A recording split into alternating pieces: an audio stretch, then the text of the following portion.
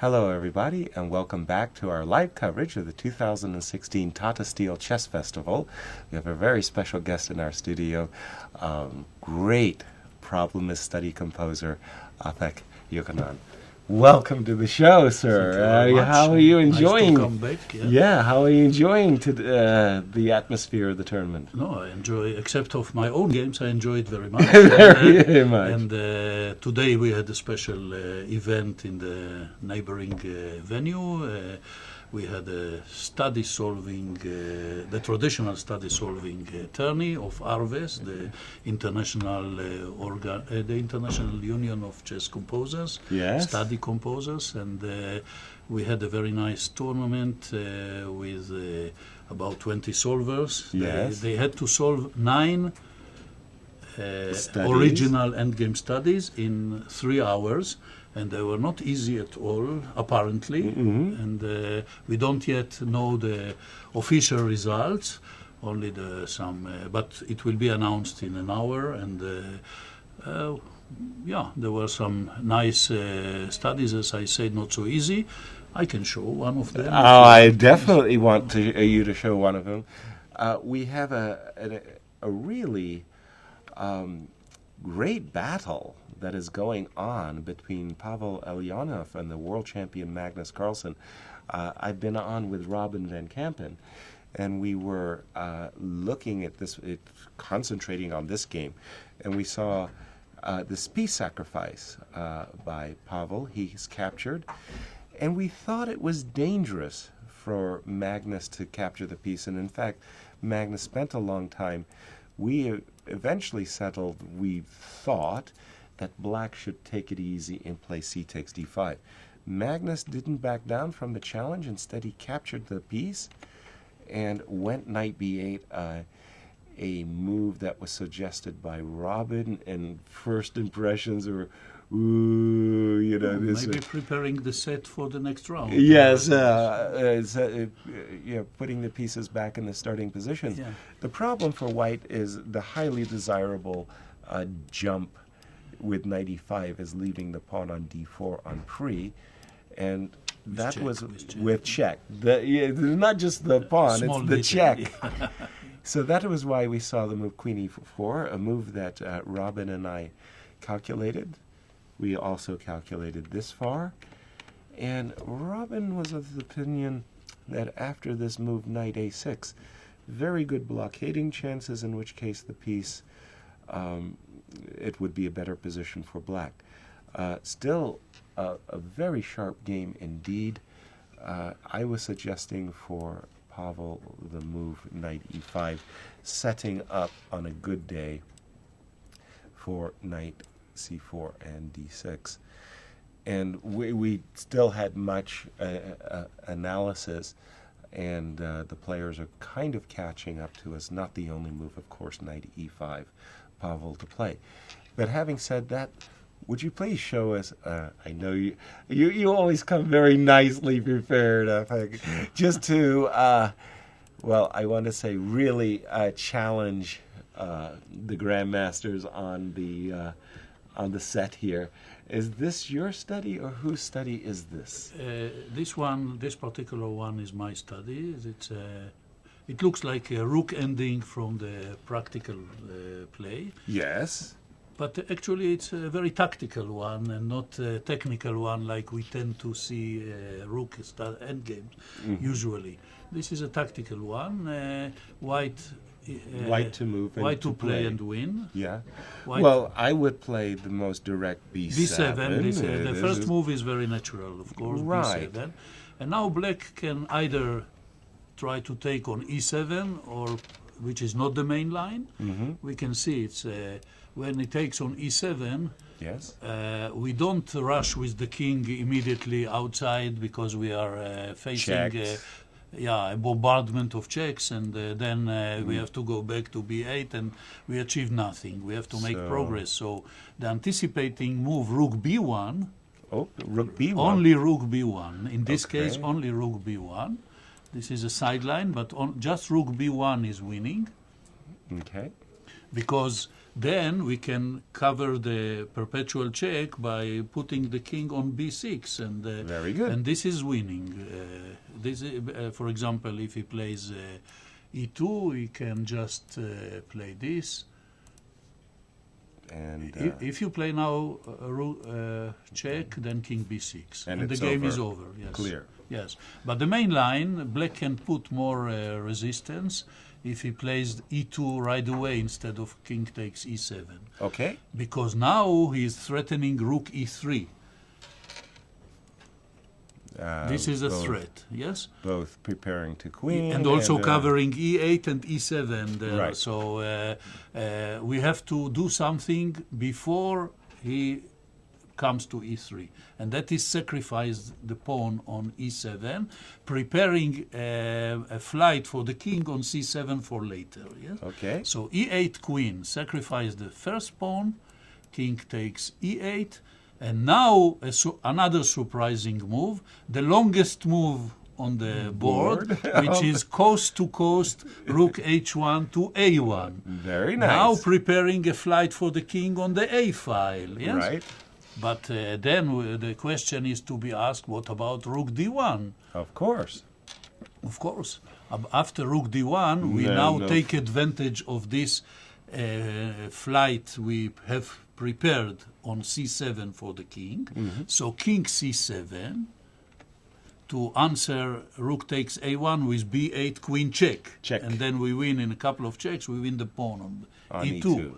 So after king c7, I'm going to queen, of course. you are going to queen, of course. Excellent. e1 queen, then we also queen on b8. But I have a good move for you. If he plays king f7, Oh, by the pardon me? way, Yes. then there is a fork on b3, and white wins the rook. Exactly. As Double simple as attack. that, yes. And then it wins easily. Yes. So it comes to e7. Of course. And it seems suddenly that we have no checks. No. On b4 it's covered, and on f8 it's covered. But he has now the surprising queen d8, and we sacrifice the second queen in such a miniature. We sacrifice everything, and now after rook takes d8, which is forced, then we have the intermediate check on e1. We take the queen, and next we also capture the rook, and we win the game if we are able to mate with king and rook against king, which I guess 100% of our listeners can do. Well, that's a beautiful one, because you give up two queens. Two queens, and with only 2 pawns and on the take board. everything with interest back. Yeah? Very nice. So this is my contribution to this contest, and we are looking forward to see the results of the solving. How many managed with this and the other eight studies. I must mention that all these studies were composed especially for this. For example, we got out of the 9, 3 by Jan Timman. Jan Timman contributed 3 original study. Jan Timman is, of course, the greatest Dutch chess name, and the best in the West in the past, and the number 2 in the world. Yes. And, now a very prolific problemist. The most prolific in this country, at least, but I think in the entire world he's one of the most prolific and the better ones. I feel actually these days a little bit cautious in visiting Jan Timman at his home. When I go there, he sets me down with a glass of wine, and he gives me these problems that I have to solve. Of course. I get through like stage 1 and stage 2, and then he congratulates me, and I feel this great sense of relief. And he says, "Now you have to the rest of it. It's only the end of the beginning." That's right. Like that's Churchill right. said, yes.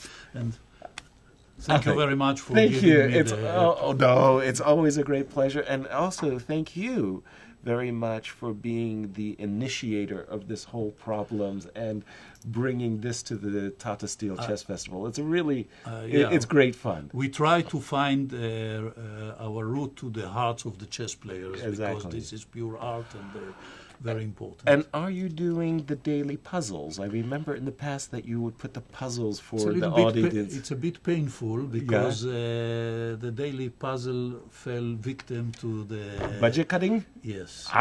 Although it is kind of peanuts. Right. But people still ask me what they were called, the challengers, by the way. Okay. And they ask, where are the challengers? I said, look for the challengers on the podium. They even took the name. Thank you again. Thank you, and all the best. All right. Bye. Okay, that was Yohanan. Really a great problemist. We'll get back right away, and soon Robin van Kampen will join us. But in his absence, allow me to bring up the game of Magnus Carlsen, because that is still an extraordinarily exciting game. Strangely enough, there goes our door handle, by the way. That was a brilliant sound. The players actually seem to be following our analysis, and I don't think we had come to any particular conclusions one way or another when Robin and I were looking at this. But as I see, Robin, come and join us, please. Robin, welcome. Glad to be back. The Grandmasters. They've rather reached the position that we had anticipated ourselves some time ago. Have they actually gotten to this position? Yes, this is actually. I'll click to make sure. Yes, I'm up to date. This is. That was very unexpected to me, to be honest, because this was the one position that I did not like so much for black relatively compared to just taking back on d5 with the pawn first, right? Exactly. Yeah. What we have said. I was explaining, or at least was trying to explain, that Magnus understood the risks that he was taking, but nonetheless, he has he's gone he's for forced this, the situation. In looking at while you were coming in, I noticed one interesting detail here. If the rook comes immediately to the d8 square with the idea of, I've got this a little bit, I don't know. Scary, yeah? Yeah, I mean, you have to have nerves of steel Well, bishop to d6. to play like this, yeah? Okay. Boy, this is this is sharp. Now, how do I continue my beautiful play? I'm not sure. I'm not sure either. Do I really have to play this ugly move? That's not the follow-up you were hoping for, right? No, that's not the genius, and that was definitely not the genius intent. I mean, okay, I can see that on a good day, I have a mate threat, so you don't have time to play bishop a6 and kill variation. Neither do you have time for c2. Right. Boy, both sides living on the edge here, very precarious. But actually, is it true that I cannot play, for example, bishop to a6 or c2 because I can take your knight, right? Can let's you? say I play c2 actually, Yasser. Okay, c2 actually. Or is it really mate over there? Well, I'm threatening mate in 2, right? Yeah. So if I take the knight. So I'll take, yeah. And now I want to. I cannot queen because you will just take on h7 and then take on c1, right? Right. It's a very important trick. I get the king off the rook, yeah? But there should be a way that black can do this in a nicer way. Maybe bishop a6 is playable? I see actually something odd is happening. Magnus is currently standing in front of the board, not sitting. That's very unusual. That is not, like, it's normal to walk around, but just to stand there for, I think he's been standing there for a while, and just think like that is... it's considered, by the way, impolite. It's impolite, actually. That's right. Yeah. The reason why it's impolite is because every grandmaster in the world has, over the course of their career, performed simultaneous exhibitions where the grandmaster literally walks around and stands in front of the board, and when you play one-on-one, to stand in front of your opponent, it gives the feeling that you're playing an exhibition and against an amateur, right? An amateur, and so it's considered a little. Okay, he has moved, so probably it was like he got up from the board thinking, okay, everything's under control, and then he had a sudden change of heart, and he was just double checking analysis. But in principle, don't do that. No, don't do that. Don't do that. Don't try this at home. Yeah. Okay, so all right, so yeah, this could actually turn out to be very dangerous. Well, because the other line wasn't so challenging. I didn't think too much of my knight d7 anymore. There was something I saw that I found off-putting after this move. It's taking an f4, perhaps, or what was the reason for that? Yes, I think you spotted it quite quickly yourself. It's actually very important for black to make sure that those pawns don't unite in a way, right? Yeah. The E and the D pawns, let's say. Right. But is this still... I was thinking about this. This looked unclear to me. Unclear or clear? Actually, pretty clear, right? Clear that black is in good shape. Yeah, black is for choice. If he gets to play rook takes d5, his minor pieces will just command the board. So my move knight d7 wasn't. But we were just looking at this e4. And sorry, Yas. Yeah, please. It felt like a very bad move, but f takes e4, like you showed. Yes. Rook to f7. Yes. Here, if I'm very stubborn and I go knight takes d5, do I lose on the spot? No. Not on the spot. But it does look very dangerous after bishop takes e4. Okay. So now I do threaten. I'm about to get mate, mated, yeah. and I also threaten to win back a piece. So knight f6. Knight f6 is my move, yeah. Yeah.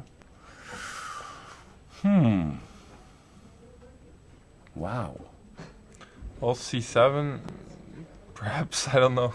c7 you will take on e4. It's probably not as great as It as looks, sounds, yeah. It looks totally freaky. Oh, and we actually, maybe, have a guest over here because one of the games that we were looking at together, yes. just a little break from Magnus's game. Sure. He finished his game, and I'm thinking that he probably won. I'll be done. Yeah, Aliban is here, and against Alexei. I think he wants to show his game. Well, wonderful. Because that's a very big win for him. Absolutely. Okay. Okay, Robin, give up your seat for a Okay, second yes, as we yes. welcome the new guest. Thank you. Congratulations. Well done. Wow. Okay. I mean, I thought, it looked like Alexei was just running away with the tournament 4-0. I mean, just he was crashing everyone. And you reeled it. And actually, this Jordan, he gave me the first hope. He made the draw. Otherwise, he was just beating everyone. So the first chink in the armor was the first draw. Yeah. I mean, that I think slowed him down a bit. Take us through it, Bhaskaran. What has happened? So. Well, and first of all, you have to show a little courage because you really. I was told by Robin that Alexei has written 2 books. Actually, he wrote 2 books. So, actually before the game, I didn't know he was such a big expert. But, then I saw that he plays only this, and he was like one of the biggest experts. And also, I think he even managed to out-prepare Kasparov once in Bishop G5 Moscow, anti-Moscow. So, he's really not to be messed around. But I was about to say, you just cost his book sales. just fell off the New York Times bestseller list. But also, I think it was written in 2011, so it was quite some time back. So it could be outdated. We'll look for the newest edition. Yeah, sure. So so everything far, standard so far. Yeah, standard so far. Here you went bishop e7 and b3. The thing is, he had already played a game in the same line. So c5 and this is the pawn sacrifice. I read somewhere that he had problems here in some commentary, so I thought maybe he was not completely happy with this position here. But but he drew a game pretty quickly. So far it's all theory. Okay. So this is all think so far it's theory, and now only I had this novelty like a year ago, and it finally got a year ago. And finally you found a victim. I was like so happy that no one used it till that time, and I was able to use it finally. So it was pretty interesting novelty, and when you face it over the board, it's really not easy. There are a lot of options, but the next move actually somewhat surprised me because c4. How long did he take on c4? It took around, I think, 24. It came. So you 16, felt 16 minutes. you felt that the move e4 did actually surprise him? Yeah, sure, because it was a novelty and like no one had played it, so I'm pretty sure he was surprised. Yeah, c4 here. I think I might have missed something. What was your main line? So my main line was like bishop c6 and bishop a1, like 2 lines were there, I think. Okay, go ahead and if you don't mind. Sure. I assume your e4 was to go e5. So e5 and then we reached some crazy line like this. Wow. So, I mean it's super sharp. I mean total computer madness. So like this, and I thought white had some compensation here, and I thought maybe Dre won't be so happy with playing this position. So this because he's one of these players who really likes solid. And this is. Actually, the variation, I was surprised that he would allow this pawn sack actually, because I thought he would want to be safe since like we both are leading, and I thought he would just choose some. But I think he was very because he drew comfortably. I think he was confident that it was like equal. And other than e4, I think maybe it's fine for black totally. So only the c4 might be something. And so also you can take this. Right. And the point is, you cannot do castle. So that means you have to forego castling. Your king might be a little Yeah, bit and stuck. like it's based on like positional compensation more or less. Yeah, if you go here, then okay, I just go something like this, and yeah, the thing is you're still having some Stuck. problems. Yeah, you just yeah, okay, I'm like pawn down, exchange down, but as of now your pieces are passive, so it's totally fine. I think the compensation. So yeah, c4. Actually, here I think I missed something. Like I should have taken bishop in the c4. Only after playing bishop e2 I realized this. The point is you have to take and e5. This is what I missed actually. So I think this is just crashing. So I was very disappointed.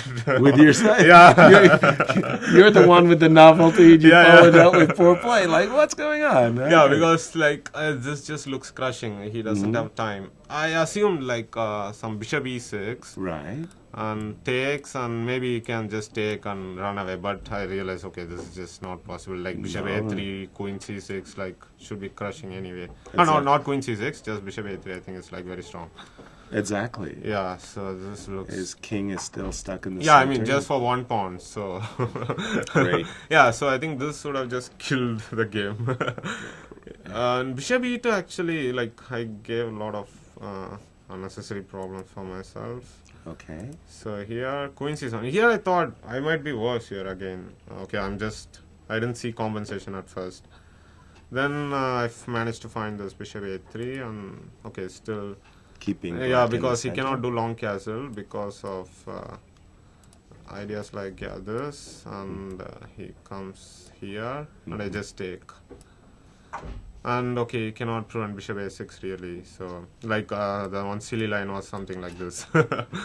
Yeah. Ooh. This was really nice. Those are in the puzzle Yeah, books. yeah, right? exactly. Yeah, like the puzzles. Yeah. Yeah. So yeah, once he can't do long castle and also short castle is not possible. So I think his only option was knight c5. So this is what I was calculating for some time. Here, okay, I had a lot of options. One was to play something like e5. Wow. No, because there are okay. For You're example, trying to trap his bishop. like this, for example, bishop c5. Yeah, trying to trap the bishop exactly. This, okay, I'm not so happy about this somehow because he's getting coordinated and I gave this super bishop. So Okay. so I thought e5 was probably better. And now, like let's say I don't know, rook Castles. d8 I think is like more accurate. Okay. So now I was thinking something like this, and it was quite funny. Like I'm full exchange down, but I have like like for example one line was something like this, and I go here, like just forgetting about this a1 bishop. Right. Yeah, and here okay, maybe now it was not so clear. E6 is that? Yeah, e6, but he takes knight in With the knight. Yeah, with the knight. Yeah. Oops. Yeah. So I think I have to include bishop into c5 at some point, but it was not sure when actually. Yeah, maybe I have to include maybe right here. I don't know. But then I give this square for the bishop on d4. So your idea with e5 is that if he had castled, you Yeah. wanted to collect the bishop Yeah, somehow. sure. Yeah, that was the point. How do you collect the bishop? Just So yeah, simply just queen c1? c1, and he cannot protect it. Like. Yeah. It's kind of an unusual. Yeah. unusual You don't get to trap trapping. the bishop. Yeah. But rook d8, yeah, this was probably the way. I mean, and it is still not clear how it's going to. How to continue. Yeah. So yeah, this was probably his best try. And after bishop f6, somehow it just felt I should be just better. Yeah. So Too slow? yeah, I just take. Right. And yeah, I don't know like what he missed exactly because, okay, I thought maybe he missed rook c8, bishop b5. Wow. So he takes and I take the knight here and bishop a4 and he cannot protect. Beautiful. Yeah, he cannot protect it. But okay, if this, he could miss this I thought. But after rook c8 also I can do queen a4. So I was curious like what he missed because now bishop b5 is coming. He has no defense. It's disaster. Yeah. Maybe this is even stronger than the game because it just looks killing. Right. So yeah, after this, maybe this was his point. Maybe here I spent quite a long time. Robin and I, with justification, because we were looking at all kinds of lines and not completely satisfied with the outcome. And then Robin said, 95. Yeah, 95. Okay, Right. I really wanted to play this. Yes. Yeah, but unfortunately, he just takes here, and We were looking at knight d7, knight trapping the d7. king. Yeah, but somehow I didn't see clear compensation. Like for example, I didn't like bishop d6 actually. That was my first try, but he killed me. He played e5 and killed me. Yeah, I see. No, I saw this, but still was not very happy about my position.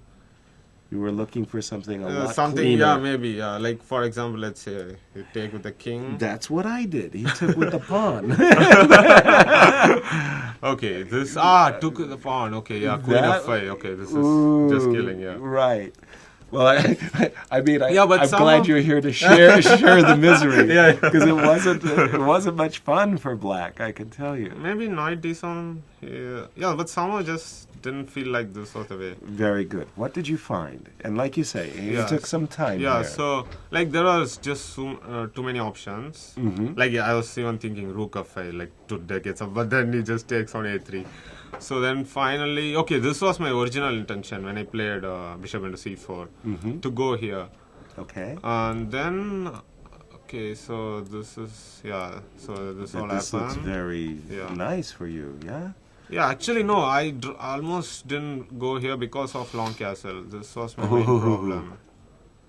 So like 2 rooks for the queen. yeah, so now okay, the point you have to take, Yes. and now I thought this is winning Right. because like if you go here, then I go check. And like, now the knight comes yeah, in. knight e5. The point is king e7, then I play knight c6, close the c file and take the rook. Right. So he has to come maybe king here, but then I have this queen d5. So You're having all the fun. yeah. So but the problem was queen c6, he just goes king d8, and I have nothing. He just comes king e7, and this background is really a pain. Right. So yeah, then then suddenly something struck me and I found knight e5. Yeah, so after this I was okay, like this should be clearly winning.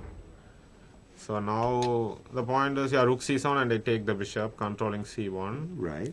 And if the funny thing, okay, if you try to do something like this, I can even go queen c6 and it's over.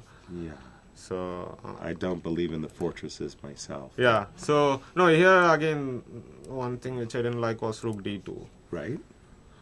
And okay, queen c6 and knight d7 is winning, of course, but I was looking for something more because he cannot anyway prevent this knight d7 check, and a3 is right now hanging. Right. So I was looking for something like maybe king f1, like he goes here, then I give a check finally here, and okay, then I get this winning endgame, yeah. Right. Yeah, but still I was having fun. For example, like he goes g6. Like rook f8 e5 is just lost. So like trying to, I don't know, create some fortress, but it should be just lost, I think, after Exactly. f4, yeah. So yeah, I thought, after knight e5, I think again white is just winning. So okay, this I was not expecting at all, because I saw that it was losing by force. I think he missed queen b3. Yeah, actually my original intention was queen d5 and to put knight e5, but then rook c8. And again this back rank. Okay, Right. then also I had this as backup, which worked luckily. And when you play queen b3, you'll defend c1, so there's no rook Yeah, c8. exactly. Yeah, No, also And it's a it's check. check. Yeah, it's a check. Yeah, so it's forced. Right. You have to move the bishop, and okay, like bishop d6, then knight g5, and if he goes bishop e7, then knight e5. Right. As they say, like queen and knight is really a dangerous combo. Yeah. And Right. I just made on the light squares, I think. Yeah. Yes, no difference. Beautiful. Congratulations. Yeah, thanks. And with this victory, you're taking a point lead after this I victory? think so. I was not looking at the standings so far. But yeah, and it's a big prize. I mean, the big prize, of course, is to get to the A group. Yeah, sure. Have you played in an elite round robin? No. You've played some Indian championships Yeah, internal, this Indian- which could be very, very strong. I mean, the Indian This India champion- China Summit was, I think, my Also. first super round robin. Right. Getting into a group would be really nice. Wow. Well, thank you so Yeah, much for thanks. coming and sharing, and Thanks. good luck in the rest of the tournament. Yeah, thanks a lot. Thank you. Wow, what a great game. I mean, lovely. And Robin, come back in and join us. That was pretty scintillating. I'm told That was very nice. It was very nice. Very nice. And you know, yes, I'm gonna wait until Adiban leaves the room. But you know, I actually picked him to win the tournament. So Oh, don't jinx him. Yeah. And I am told that there's a game of. Wow, what has Dieter done? I've been looking at this game in my little break, and 1, 2, 3, 4, 5. this was an versus opening 7. disaster by White. That's really what this stems from, and it's just 2 pawns down right now. Wow. Anna, She with could really be, 0 and 6. but this could So really be a I turnaround mean, point for her. Yeah. she's like in a spin cycle, but this is just completely winning. Absolutely winning. 2 pawns against the number 1 seed in the tournament, Dieter, and something went wrong. Yeah, I It think- looked like This is looks sort like of a normal Italian game. Italian. The thing is, yes, that Yes, right before please. he went d4, Or actually, followed by E5. for whatever reasons, apparently the move h6 is the theory over here. I can't seem to, hold on, we're gonna do it like that. Right. The move h6 in this position is apparently the theory, Yes. and Anna played this move queen f6, and I think Dieter, Overreacted. I mean, Or- I'm sure he was aware that this is perhaps not the normal move. And what he did is he assumed that, okay, if this is not the normal move, then I guess that the very sharp approach with d4 Refutes it. must be the refutation, right? Mhm. But nothing could be further from the truth. That wasn't that refuting is what anything. we turned out, right? So d4 was played, Right. and the idea is actually quite straightforward. White wants to open up this diagonal eventually, right? Mm-hmm. E takes d4, e5, and I think after d takes e5, White's idea is probably to just go knight e4, I'm thinking. Mm-hmm. But knight takes e5 was played, and what I think Dieter Dieter's missed. missed is that after knight takes e5, which looks like White has succeeded in pretty much, Achieving getting to what he achieving wanted. the goal, right? Yeah. D takes c3 is a very good move. Ouch. Queen F2. Bishop Yeah. F2. Ooh. Ouch. That's a lot of threats at once. Yes.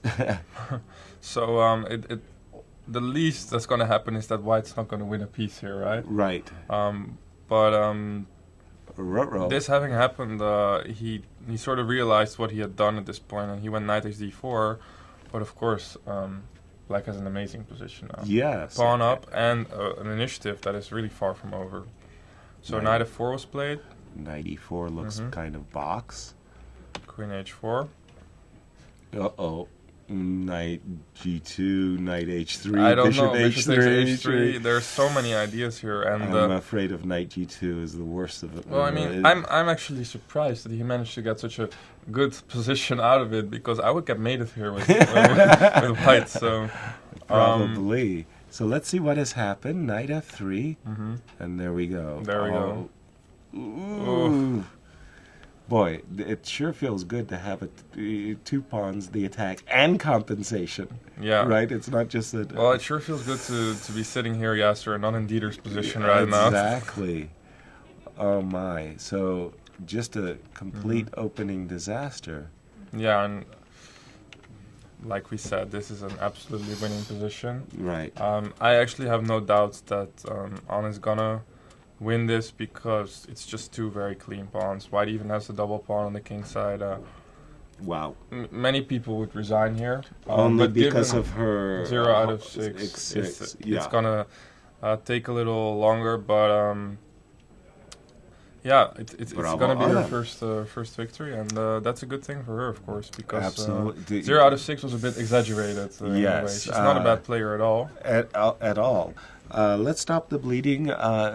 Good for Anna, of course, to stop the bleeding. And let's just quickly get into some of the master group games. When we had left it, we thought that Fabi was doing quite well. We were basically around these parts. Yeah. And he won a pawn. Everything looked pretty great. Yes. They following our analysis. Good job, Robin. And, well, it's not... Hold on, Yasser. That move Yes, please. h4 is a bit peculiar to me. It looks strange to my eyes as well. First of all, the first thing that I would look at is b5 because it's just very tempting, right? Yeah, right. I'm guessing he didn't go for it because of takes and queen b7 and he was afraid that black is picking that pawn up. Yes. Um, Also, f6 h4 starts to look interesting for white. at that too, point, right? Yeah. Over here. F6 starts to... I mean, h4. It feels like it's a bit misplaced, coming from, what white was trying to do, the previous moves. Truly. Huh. Yeah, that is a strange move. I suspect that it was exactly here where Fabi missed a chance to crack the whip, and it's hard to understand. Very hard right? to understand. You have queen and rook on the B line. You're behind the plus pawn. And then suddenly starts something very vague on the other side of the board. I mean, of course he's making a escape square for his king, but I can't even see why he needs one anytime soon, right? Right. I mean, those moves are useful, but only useful if they're for free, in a way. Yes. You don't want to spend the whole tempo on it over here. So, a strange choice. Rook b8. Queen f3. f6. Black is Starting to somehow look a lot better for securing. Black. Oh, yeah, securing. Great square. Queen c4. And, well, I must say that Fabiano has not impressed with his extra pawn here. I mean, he No. may play queen b3, but a couple of moves look very uncertain. Yeah. Uh, I'm not even sure it's going to be easy to keep the extra pawn in a position like this, because if queen b3, now the b pawn might be saving white, but I mean, you do have to consider moves like rook c8. absolutely. And then c2 is going to be hard to defend in the long run. Beautiful structure, the chain, Yeah. g7 to d4.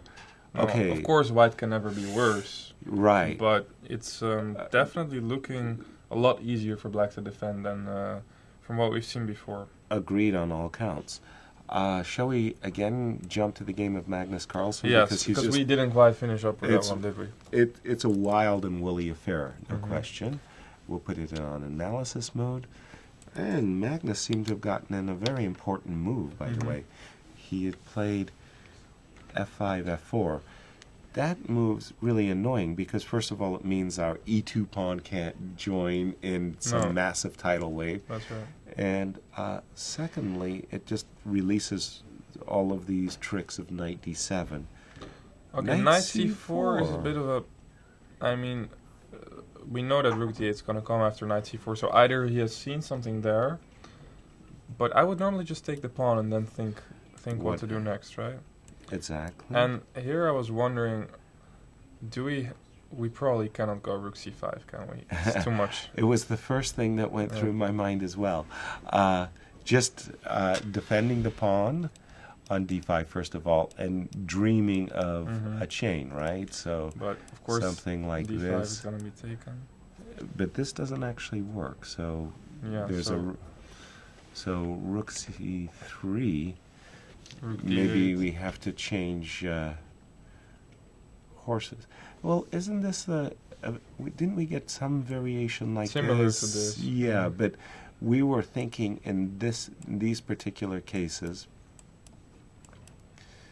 but that the pieces were winning, but there was a rook on d8 and another variation. Yeah, because here you just take on a8 and it's looking right. bad, right? Rook Yeah, c8 check. exactly. So something here. was wrong. Well, you don't have to take, of course. Then we do have a move. I think he played after f4, knight c4, rook c1, rook d8, and I think we have rook takes c3. We do. We have rook takes c3. We have rook takes c3. Okay. Well, I guess we should look at knight takes d5. Yes. Is that falling to c7 or? That's what we have to imagine. But we like these pieces. Yeah, right? we generally didn't mind going for these types of positions as black. Not at all.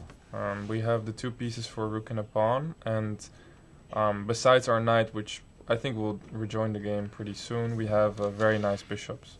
The bishop coming to f6 and very nice bishops, and it makes me feel as white I'm forced to play to get the bishop, but I like the pieces very much here. I think I would be ecstatic. I would start to think about how I'm going to win this position at this point with black, because it looks very hard for white to keep this together.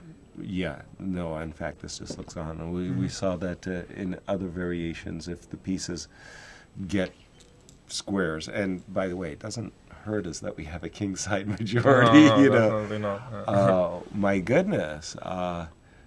Magnus, freight train. Yasser, that actually means that that moment was very quickly going all the way back to the sacrifice.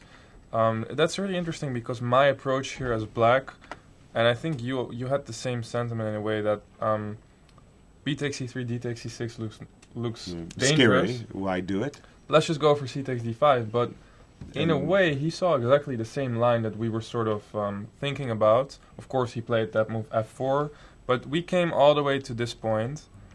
f5 we saw, and we saw that queen d5 check is approximately more or less forced. And I mean, my first thought here was, oh god, I don't want this with black, this looks scary. Right. But I think that's really impressive that he calculated deeper. He just evaluated this position to be better for black, and it probably really is better. At least I'm thinking that right now he's probably in a better position in this position that arrived. They didn't play any moves yet. Yeah, we have seen rook c3, by the way. We have seen rook c3? Rook c3, and we have not yet seen knight d5. But okay. That is the move that we were sort of expecting, I guess. Wow. Yeah. Well, looks like Magnus is... By the knight b5, is that complete? Rook to d3, and then bishop f5. Rook to d2. Bishop b4. Okay, let's put on the board for a second. So we have this guy coming in, perhaps. But there's also maybe d6. Defending it. Right. Attacking it again. And what I was suggesting right now is this move, but then our rook keeps on being chased, right? And it looks a little silly to go to d1, so perhaps we should go to d1 right away. But then I think black just continues jumping, right? But be careful, because at some moment there's going to be a counter strike with c7 and or d6, right? Yeah. And the bishop on g2 ambushes a rook on the long diagonal. Perhaps c7 first, yeah? Yes. So it's not all fun. No, it's not all. It's not fun as much. Games. It's not just totally careless jumping around with the knight. So I mean, I'm just saying that otherwise Magnus is having a thought. I mean, knight d5 looks so incredibly sensible. He'll likely play it, but he's having a thought. Even rook takes d5. Yeah, but I don't really see the advantage compared to knight takes d5. I mean, white keeps... Well, if I'm trying to get those 2 pieces versus the rook, right? Yeah, but it's like I still have my pawn on c6, right? I do believe we have seen knight takes d5. So far, again, they're going for the line that we were looking at, right? And c7. Right. c7 is on the board. And I think we're about to see Magnus... capture the pawn, right? Right. So our line that we just looked at was knight c7, bishop takes, knight e5, bishop b7, knight c4, knight c6 takes, and I am with you 100% when I say it now as black. I start looking for wins. Yeah, this looks very, very good for black. Very, very good. Yeah.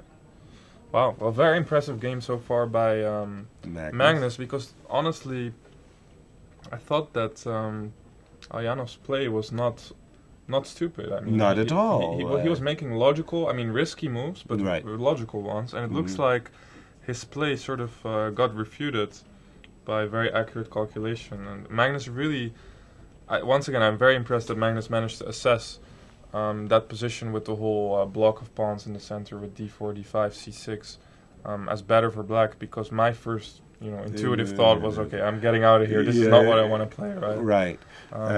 One fall guy in the whole, that e2 pawn, never really participated in this tidal wave of the pawn storms and how important f5, f4 was.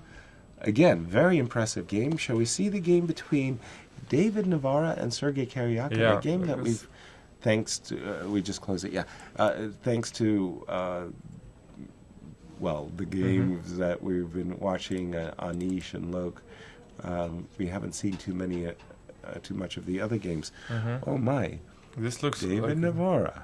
Wow. This was some sort of Miran as well. Right. Some sort of Slav. Well-known theoretic. I think David, amongst many others, have played this line. This looks like one of the lines that was also perhaps discussed match. In the match, right? Right. Anand against Gelhand? Yes. And so basically, black has sacrificed a pawn for play. Very active play. Yeah. Yes. Takes. First impressions still are favorable for white. I like that move h5 though. It's kind just of putting a little extra pressure on there. And if white goes h4, then of course there's always this nice square on g4 that we could perhaps use for our knight at some point. Trying to make judgment, some kind of judgments. Okay, so a Marshall gambit where there's a knight, there's a knight on d5, now it's on e. Well, I think it's reasonable compensation. I also think so, yeah. I would assume that white's still a little bit better. Yeah, the one thing is, though, and I think we might see this in this game, is that once black's play starts really going, it's very easy to lose control over these positions as white. Because, like David is doing now, you can take a couple of pawns, but it's not the type of position where you can always easily give them back to secure your king or something like that. As we can see now, all the pieces are actually pointing at white's king. And f2 is very, very... as happened in the game, guys. Let's go back a couple moves. Yeah. Black is just focusing on trying to mate white over here more than anything. So rook to f1, defending f2 once again. It looks sort of safe right now for white. Looks like f2 is covered. And then this guy comes around, right? Yeah. Until you see this move, bishop g3. Now I think white goes for a fortress. He's going to have to give up his queen. Yeah. That would be the first thing that comes to my mind. I would not even try to look for advantage anymore. No. I just want to make sure I'm not getting mated. Right? Exactly. Just to put what I mean by a fortress, let's say I play a move like rook d1. And which was played, by the way. Yeah. And then I prepare. You're not forced to capture on f2 right away. You may have. So then I want to say that I'll put my rook on d2. And I'll somehow keep queen and 3 versus. The problem for black is that you can't really allow the d-pawn to go any further, right? So black has to play with that blockade on d6, which his queen is going to have to do pretty soon. But then the pawn on h4 is hanging, as you're pointing out. So this does look like a draw, right? Yes, but who knows? I mean, I'm more afraid that what happens if black doesn't take the f2 pawn and just lets me get to that position. That's what happened. Rook takes a2. First of all, very sensible, because we can get the same position pretty much with an extra pawn. And that is where Karjakin is thinking. And he has played bishop f2, by the way. Okay, so let's have a look. Yes. Now, Yasser, you know that this is more your expertise than mine, these fortresses and we had to do them in the days of the Germans, right? Right. This is not what I study on a daily basis, but I can imagine that this is still very much a draw, because I just can't imagine that you can let the pawn come all the way to d7. That's right. And still win that position. Exactly. Okay, we see this happening on the board right now. This is the live game. Right. And he has sacrificed his queen, of course. Interesting, but my feeling is that it might just be dead draw. A dead draw, yeah. Exactly. And again, these fortresses, I remember you mentioned the Anand-Gelfand match, where Anand very adroitly discovered in a position where he was in trouble a fortress against the queen, which he just went for, and he just had this superb understanding that it's all right. It's all right. It's all right. Very, very nice. All right, let us go to the Lokvan Valley, the trash talking. Our game of the day, just for the trash talking in a way. Exactly. Let's see what's going on there. First of all, has Anish survived move 20? They are at move 21, and it looks like they're still. So that's the first thing that Luke will have to swallow today. But I think he could still maybe keep his honor alive by just beating Anish to begin with. Yes, exactly. Very reluctantly accepting a victory would be, even if it wasn't by move 20. We left it a couple. A bunch of I was particularly impressed, by the way, during one of our breaks by this move right here.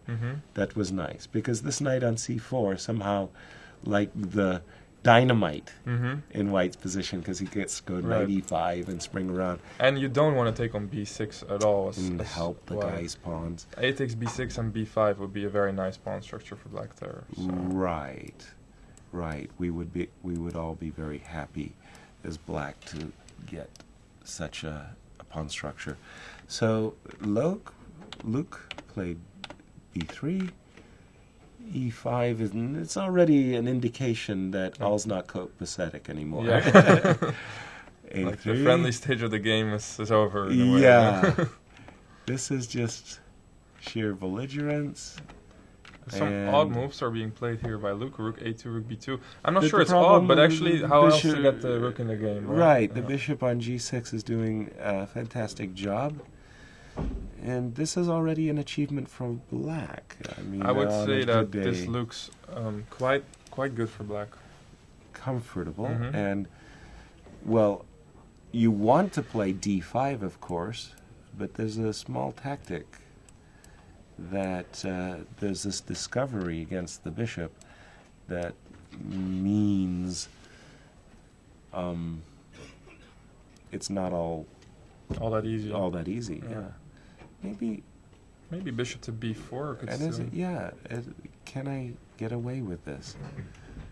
Although knight c5, the knight's coming to d3. I think black sees the initiative here. I also think so, yes. Yeah, I mean, by the way, you worked with Anish. You got a chance to see him not just coming up, but, like, how do you say, improving before your eyes? And you got a sense of what it is that he likes in positions. How would you describe his style? That's, first of all, pretty hard. I find it very hard to pin down Anish's style. I think he's very versatile, but like most of the players of that rating category, obviously. When we were growing up as 13-year-old boys, he was already playing d4 and e4 and actually knowing a lot of theory, knowing a lot of ideas. Whereas I still had to discover what exactly the main lines were in the openings I was playing. Right. And you were primarily e4. You weren't. Exactly. Weren't quite so ambidextrous. Yeah, and what was interesting is that pretty much I was working a lot on e4, especially when I was playing professionally, of course. But once in a while, I couldn't figure out a certain problem, or couldn't find the right line for white, let's say. And I saw Anish was only playing d4 at the time. Let's say he was already playing at very much higher level than me in a way, 2700 level. But I would still ask him sometimes. And the funny thing is that even though he never played games in certain openings, I'm talking, he's only playing Catalan at this point, and we're talking about Caro-Kann or some. Yes. And I would ask him like, Anish, do you have any idea? And he was like, oh, absolutely. Here, this and this, and oh, this latest game was very interesting, and oh, there was this novelty and so on. It's bizarre. His opening preparation is, obviously I haven't really had a look in the kitchen of, let's say, someone like Kramnik or Magnus for that matter, but I would really think that Anish, interestingly, without really having a big team around him, has managed to get possibly the best opening preparation in the world. And that's kind of something that is true to his style, because he loves to switch around. He really likes to switch it around. One thing I do know is he does not like to play with an open king. At some point there was a stage where I think with white in d4 openings he would get this double f-pawn, and he would keep on losing games when he would get the double f-pawn, which was really funny. But he's a very good player with the initiative. At the same time, he's also very, very tricky in these slightly unpleasant positions for his opponents. He always knows how to keep the pressure on and how to make sure that the opponent is just not in time to like force a draw or something like that. And of course, Magnus and especially Caruana comes to mind as well. Very good at those things. But that being said, I think he's very happy with this position. He has a safe king. He has active pieces. I think Luke is going to have a hard time. And we see some moves have happened. D5, by the way. Yeah. It's what white needs or has to do. And E4, okay. E4. Okay. That's a kind of an in-your-face move as well. Yeah. Because after takes, I mean, black is basically blaring the news that he wants to play knight E5, knight. He's ready to plant a knight in your face, whether he goes through the E5 square or the this is not. I don't this feel is like not joy. This is helping white a whole lot. The only positive thing I have to say is that he can now safely play rook c2, and his dream would of course be to go knight e2, knight f4. Get rid of that bishop and weaken perhaps the e4 point one day. I feel that it's actually forced, that you can't just, well, besides the fact that the knight is actually under attack, but you really have to disturb black, otherwise he's just about ready to plant a knight on d3 or maybe even c4, and we can start to sign some score sheets at that point. Yeah. So after knight, do we take and activate, or maybe knight c5? Yeah. I would always be eager to go for knight c5 as well. The other thing is that there is a pawn hanging on a3 as well, right? If we take. Well, or do you want to recapture with the rook, perhaps? I definitely want to recapture with the rook, that's right. So I pick up a tempo, very importantly. I still think that this is what Anish has in mind, though. And now knight e5, for example, Yeah. And like you say, there is a we'll probably take it at one point or another, yeah. But now, well, first of all, there is, I've got... Actually, it is starting to look very some tricky. Counterplay. Yeah. It's not completely cruising. I'm not so sure about this e4 move. It really depends on what's going to happen now after takes 92, like you said. Because the position has suddenly changed very drastically, and it's become a little bit more clear now. The pawn structure is clarified. There's no real pawn breaks going to happen anytime soon. So in a way, of course, it's a maneuvering game, but it's quite a forced sequence. Is black going to be in time to create some play against the king, or is white just going to go knight f4 and, like you showed, maybe some rook takes d2, rook d6 ideas, and just be able to actually play against both the h5 and the e4 pawn. And, I thought we can double guess. We can guess about... Because I liked bishop takes c3. This looked like a cleaner. Maybe we missed something here that maybe bishop b4 was wrong. Is there a better move? I'm not sure if there's a better move. We thought bishop b4, and we just thought, what was it, knight c5? What did we play? Knight c5, I think we went for, because bishop e4, then probably he can go f3. Mm-hmm.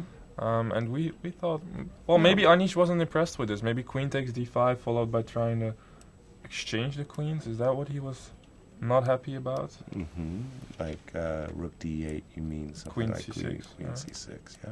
But of course, rook d8 is not forced. No, there are I moves was- like knight d3 and Certainly knight d3 comes to Mhm. mind, but maybe he just felt that there was...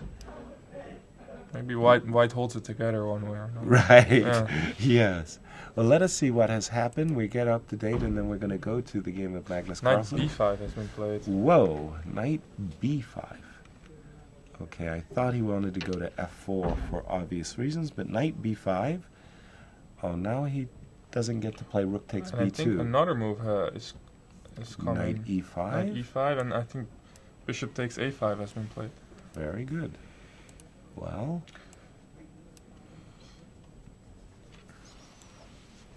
yeah. Look One thing that could happen here Mhm. is that simply the